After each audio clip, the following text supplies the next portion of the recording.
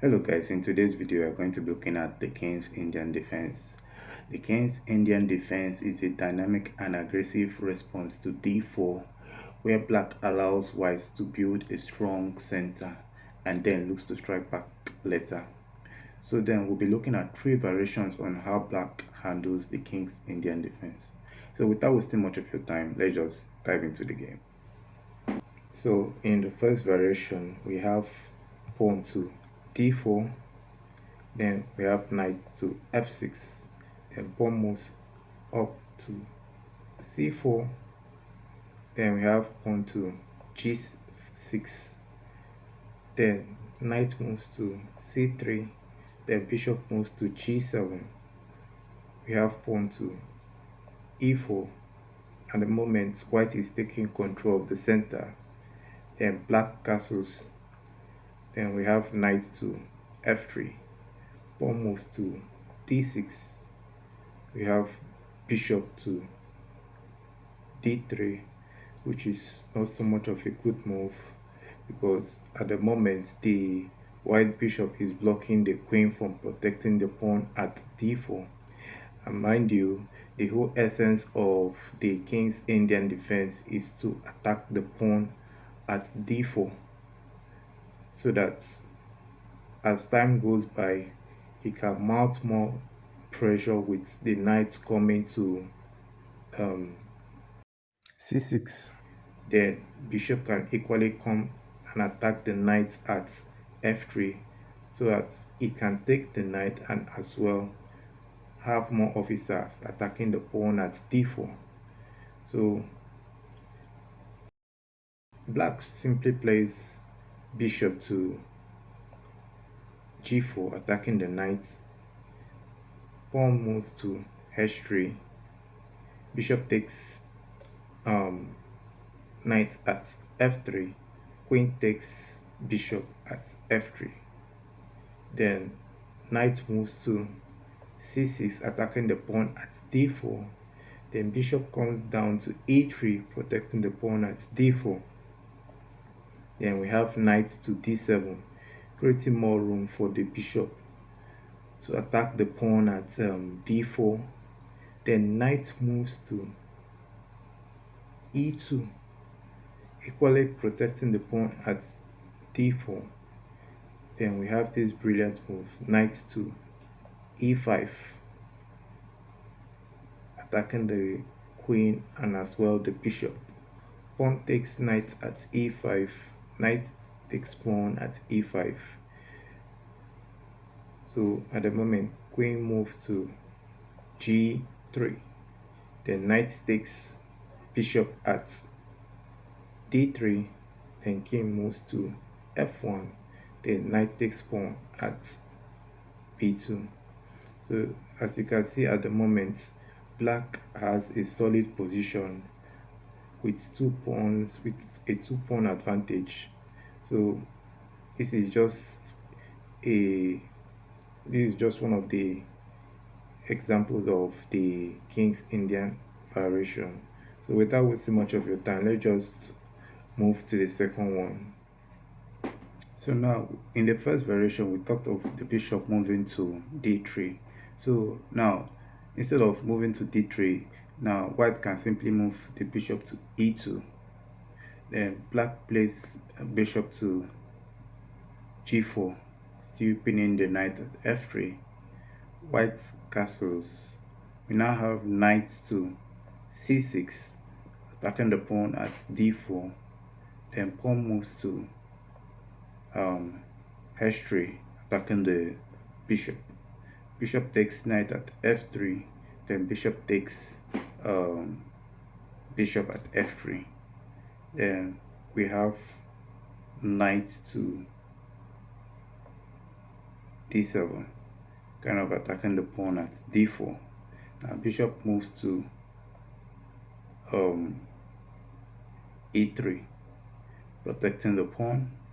We have pawn to e5, pawn moves to d5, attacking the knight at c6. We have knight to d4, bishop takes knight at d4, pawn takes bishop at d4, then knight moves to e2, trying to remove or collect the pawn at d4.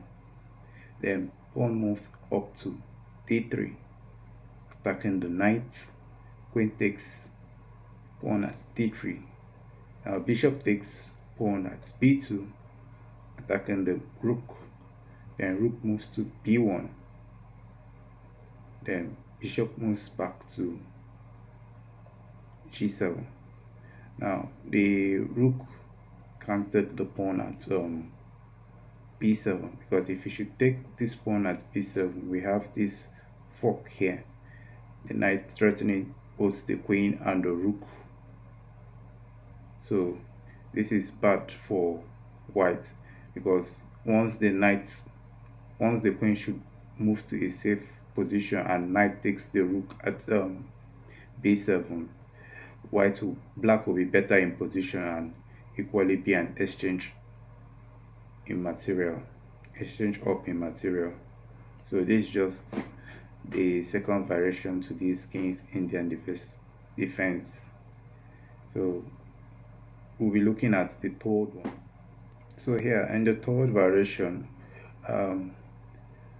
now the pawn, instead of the knight moving to f3, one can simply move to h3, trying to block the bishop from coming to, trying to block the bishop coming to g4 to attack the queen. So black just simply got castles. Now we now have knight to f3, then knight moves up to c6, then we have bishop to e3, then pawn moves up to e5, then pawn moves to d5. We have knight to d4. So at this moment, white would think that black has kind of lost a pawn when knight takes knight at d4, then pawn takes knight at d4, then bishop takes knight at d4. So black can just simply play this brilliant move, knight takes pawn at e4. So if the knight should take the knight at e4, we have queen to h4, attacking the knight. And if the knight should leave, he can simply just take the bishop at d4. So white can simply take bishop at g7. So black will just simply take the knight at e4, checking the king. If the bishop should come to e2 and block, the rook won't just come out.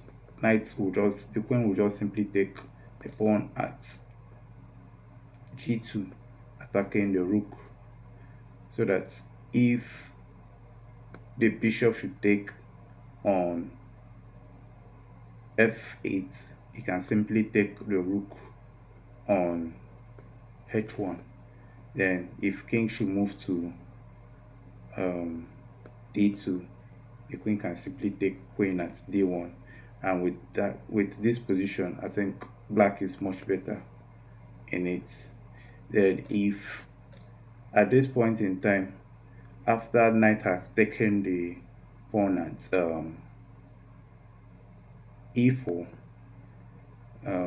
white might just simply want to take this bishop at g7.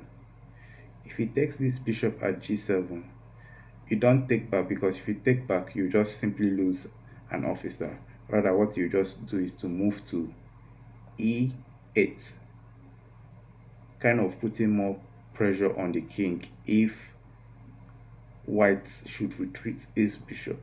So white can just simply play knight times e4, then rook takes knight at e4. Now if bishop should block, black can simply take the bishop here at g7. So at this type of position, I think black is much more better because he has the upper hand in terms of position. So this is the three aspects of the king's Indian defense. So if you want to know more about this type of games, they were to follow me on my video. Thanks.